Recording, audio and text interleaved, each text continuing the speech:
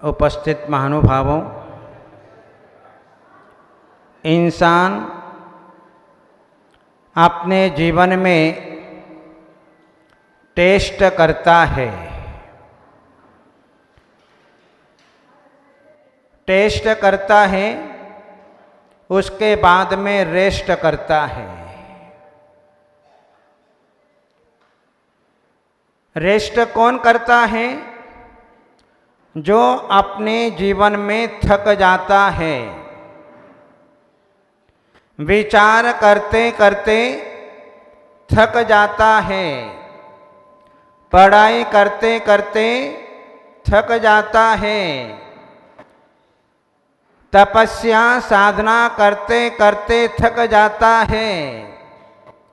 चलते चलते थक जाता है। और जब अस्वस्थ होता है, नींद आने पर रेस्ट करता है। रेस्ट क्यों करना पड़ता है? व्यक्ति थकता क्यों है? क्योंकि उसके वीर्यांतराय कर्म का क्षयोपशम मंद है। क्योंकि चलने के लिए, बोलने के लिए, सुनने के लिए, पचाने के लिए, साधना करने के लिए, तपस्या करने के लिए वीर्यांतराय कर्म का क्षयोपशम चाहिए। यदि शक्ति नहीं होगी तो हम बहुत जल्दी थक जाएंगे। हम ज़्यादा समय तक बैठ नहीं सकते। घंटा 2 घंटे में हमें अपने शरीर को हिलाना डुलाना पड़ता है। इसलिए कि हमारे भीतर शक्ति का अभाव हुआ।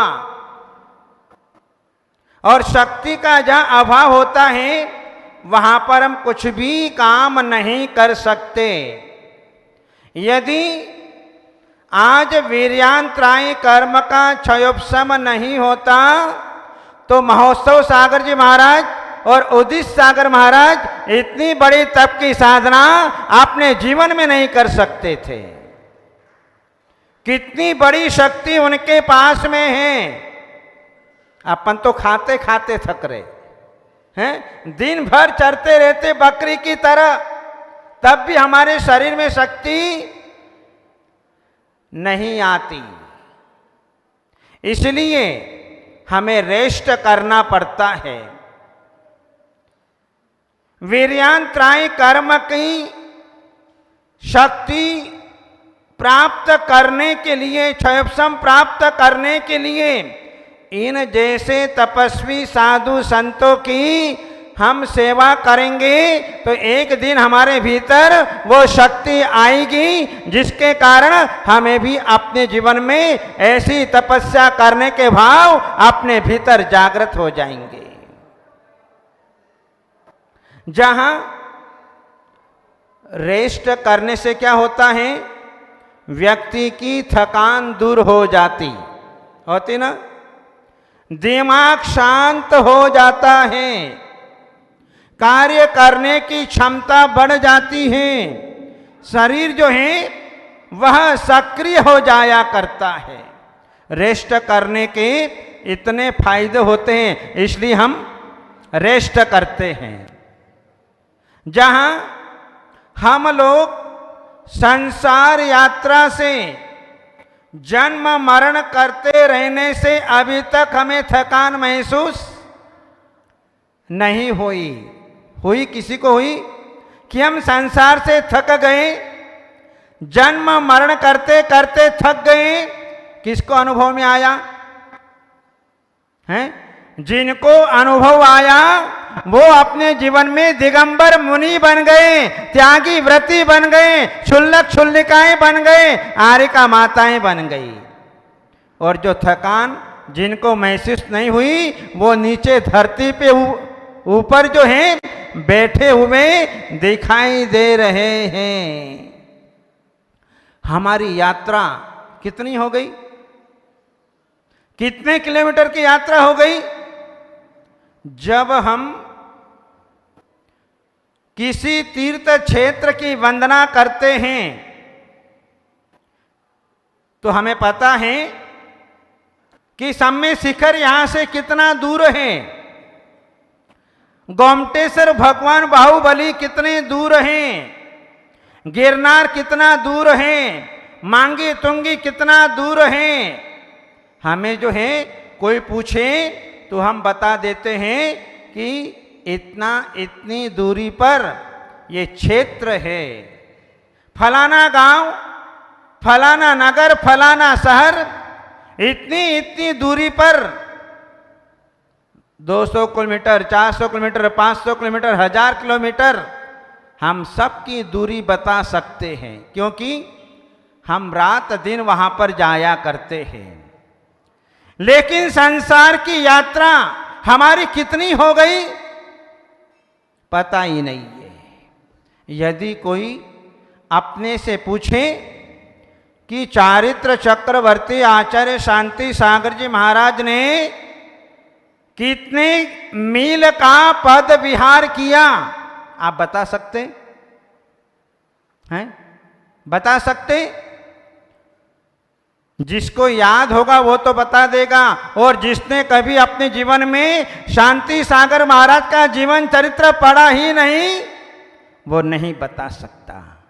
आचार्य शांति सागर महाराज जी ने अपने मुनि अवस्था में 35 वर्ष के मुनि जीवन में जिन्होंने 35,000 मील, कितने किलोमीटर हो गए हैं? कितने हो गए? 45,000 किलोमीटर की पद यात्रा आचार्य शांति सागर महाराज ने अपने जीवन में कर ली। पूरब से पश्चिम, उत्तर से दक्षिण। अपन ने भी बहुत ही किलोमीटर की यात्रा नाप करके रखी है, लेकिन ये तो वर्तमान की यात्रा है। अभी तक कितने किलोमीटर चले आप लोग? कितने किलोमीटर चले पता ही नहीं महाराज, हैं? पता ही नहीं कितने चले, क्योंकि हमारे आंखों पर पट्टी लगी हुई है जिसके कारण हमें पता ही नहीं कि हम कितने किलोमीटर चल गए। जन्म से लेकर के अब तक कोई पता नहीं। लेकिन हमारे आचार्य भगवंतों ने कहा, हम रोज 12 भावना पढ़ते हैं। लोक भावना 14 राज उतंग नभ, लोक पुरुष संठान, तामे जीव अनादिते, भर मत है बिन ज्ञान। यह लोक कितना बड़ा है, 14 राजू प्रमाण, इतना बड़ा लोक है जो पुरुषाकार के रूप में है। ऐसे 14 राजू प्रमाण लोक में यह जीव जो है तामे जीव अनादिते, अनादि काल से परिभ्रमण करता हुआ नाना प्रकार के दुखों को प्राप्त कर रहा है। अब सोचना कि निगोद से लेकर के सिद्धालय तक हम कितने भटक रहे, कितने समय से भटक रहे, अनादिकाल हो गया, जिसका कोई हिसाब किताब अपने पास में नहीं है। ऐसे जो है अनेकों बार हम निगोद से लेकर के सिद्धालय तक हम 1 इंद्रिय, 2 इंद्रिय, 3 इंद्रिय, 4 इंद्रिय, 5 इंद्रिय बन करके, हाथी घोड़ा चींटी बन करके सूक्ष्म निगोद्या जीव की पर्याय को प्राप्त करके हमने कितने लोक भटक लिए, कितने राजों की यात्रा हमने अपने जीवन में कर ली, लेकिन अभी तक हम थके नहीं। यदि हम सम्य शिखर की वंदना कर लेते हैं तो थक जाते हैं। 27 किलोमीटर की यात्रा पैदल कर लेते हैं तो हमें थकान महसूस होती है। गिरनार की 10,000 सीढ़ियां चढ़ जाते हैं तो थकान महसूस होती है, मांगी तुंगी का पहाड़ चढ़ जाते हैं तो थकान अनुभव में आती है। तो फिर क्या करते? रेस्ट करेंगे, विश्राम करेंगे। लेकिन संसार की यात्रा करते करते हम अभी तक थके नहीं, क्योंकि हमारी छाती इतनी मजबूत हो गई जिसके कारण हम संसार के दुखों को जो है हम अपने जीवन में सतत जो है वो सहन करते चले जा रहे हैं। जो संसार से थक गए, जिन्होंने थकान महसूस कर ली, वे बाहुबली भगवान की तरह एक स्थान पे जाकर के खड़े हो जाते हैं। वे पारसनाथ भगवान की तरह, शांतिनाथ भगवान की तरह एक स्थान पर रुक जाते हैं, उनका आवागमन बंद हो जाता है और जो है उनकी संसार की यात्रा समाप्त हो जाया करती है। अभी हम लोग थके नहीं, इसलिए संसार की यात्रा को समाप्त करने का भाव हमारे भीतर नहीं आ रहा है। रेस्ट किसको दिया जाता है? जंबू स्वामी, किसको रेस्ट दिया जाता है? रेस्ट किसको दिया जाता? अध्यक्ष जी, शरीर को दिया जाता है। विमल जी, शरीर वाले सब, शरीर को रेस्ट दिया जाता है। रेस्ट दिया जाता है मशीनरी को, रेस्ट दिया जाता है गर्भवती महिला को, रेस्ट दिया जाता है स्कूल कॉलेज ऑफिसर, इनको रेस्ट दिया जाता है। क्योंकि रेस्ट देना भी जरूरी होता है। व्यक्ति दिन भर काम करता रहेगा तो थक जाएगा, उसकी गाड़ी आगे चल नहीं पाएगी। और किसको रेस्ट दिया जाता है? रेस्ट किसको दिया जाता? ये अपने पेट को। यदि पेट को रेस्ट नहीं देंगे तो क्या होगा? रोज रोज खाते रहेंगे तो क्या होगा? शरीर बीमार पड़ जाएगा, शरीर अस्वस्थ हो जाएगा। इसलिए हमारे तीर्थंकर भगवंतों ने अपने उपदेशों में साधु संतों के, श्रावकों की आचार संहिता का विधान किया कि साधु और श्रावक को उपवास करना चाहिए। सप्ताह में एक दिन उपवास करना चाहिए। यदि ये संभव न हो तो 15 दिन में एक उपवास करना चाहिए। यदि ये संभव न हो तो 1 महीने में एक बार उपवास करना चाहिए। ये भी संभव न हो तो फिर दूध पानी लेकर के विश्राम देना चाहिए। हमारे आचार्य भगवंतों ने उपवास का संविधान क्यों दिया? उपवास का मतलब है उप यानी समीप, और वास का मतलब होता है निवास करना, अपनी आत्मा के समीप निवास करना, उसका नाम है उपवास।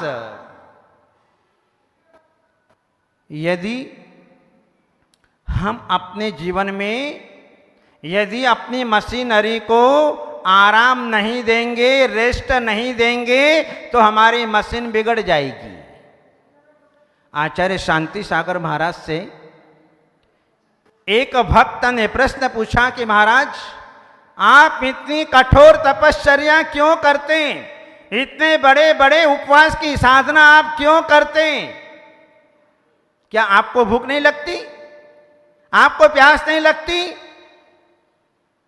तो आचार्य शांति सागर महाराज जी ने कहा कि भाई, मुझे भूख नहीं लगती, मुझे प्यास नहीं लगती। मैंने अपने जीवन में प्रमाद के कारण, अज्ञानता के कारण, अव्रतों के कारण, कषायों के कारण मैंने अपने जीवन में जो कर्मों का बंद कर रखा है, उन कर्मों को नष्ट करने के लिए मैं इतनी बड़े बड़े तपस्या, इतने बड़े बड़े उपवास की साधना मैं अपने जीवन में करता हूं। अपने को भी करना पड़ेगा, ध्यान रखना। ये मत समझना कि शांति सागर महाराज ने कर ली और फल अपने को मिल जाएगा। शांति सागर महाराज ने किया तो उनके कर्म नष्ट हुए, हमारे कर्म नष्ट नहीं हुए। तपस्या करनी पड़ेगी। आज महोत्सव सागर जी, उदित सागर जी इतने बड़े बड़े उपवास की साधना इसीलिए कर रहे हैं क्योंकि ये उपदेश आचार्य शांति सागर महाराज ने अपने उपदेशों में कहा था कि उपवास करने से हमारे कर्म निर्जरित हुआ करते हैं और हम स्वस्थ हो जाते हैं। इसलिए तपस्या तो सबको करना पड़ेगी, चाहे आज करो, चाहे 5 साल बाद करो, चाहे 10 साल बाद करो, चाहे 1000 वर्ष बाद करो, चाहे अगले भाव में करो, चाहे 10 भाव बाद में करो, लेकिन सबको तपस्या करनी ही पड़ेगी। तपस्या के बिना कर्मक्षय नहीं होगा। इसलिए हमें कम से कम महीने में एक बार उपवास की साधना जरूर करना चाहिए। जब आप बीमार हो जाते हो तो प्राकृतिक चिकित्सालय में जाते हो, जब आपकी सारी पैथियां फेल हो जाती हैं, डॉक्टर की, होम्योपैथिक की, सब पैथी फेल हो जाती हैं, तो फिर जो है अंत में प्राकृतिक चिकित्सा के माध्यम से जो है अपने शरीर का उपचार कराया जाता है। और जो है वहाँ क्या होता है, ओरिजिनल वहाँ पर केवल आपको पानी के ऊपर रखा जाएगा। सबसे पहले आपका विरेचन कराएंगे, पेट साफ कराएंगे, फिर बाद में जो है धीरे धीरे आपको पानी देंगे। कभी मूंग की दाल का पानी देंगे, तो कभी जूस देंगे, तो कभी सलाद देंगे।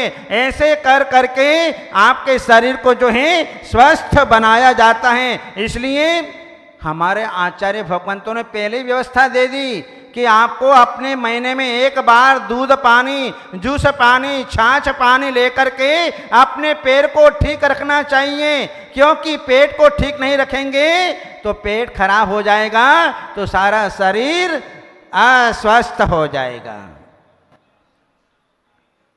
समय पर रेस्ट किया जाता है, बिना समय के रेस्ट नहीं होता। कम से कम 6 घंटे 8 घंटे का रेस्ट चाहिए इंसान को।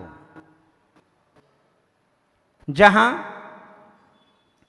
6 घंटा पर्याप्त नींद हो जाती है, लेकिन इंसान इतना आलसी है कि 8-8, 10-10, 12-12 घंटे तक सोया रहता है, जिसके कारण उसका शरीर बीमार पड़ जाता है। क्योंकि अब व्यक्ति जो है रात में सोता है, रेस्ट करता है 12 बजे 1 बजे तक, मोबाइल पर बना रहता है। अब वो व्यक्ति 4 बजे 5 बजे कैसे उठ पाएगा? उठ ही नहीं सकता। फिर तो वही 10 बजे 12 बजे उठेगा, क्योंकि कम से कम 8-10 घंटे की नींद तो चाहिए ही चाहिए। ये जो है हमारे सोने की व्यवस्था भंग हो गई। जबकि हमारे आचार्य भगवंतों ने कहा अपने श्रावकाचार की संहिता में कि श्रावक को 10 बजे शयन करना चाहिए और सवेरे 4 बजे उठ जाना चाहिए।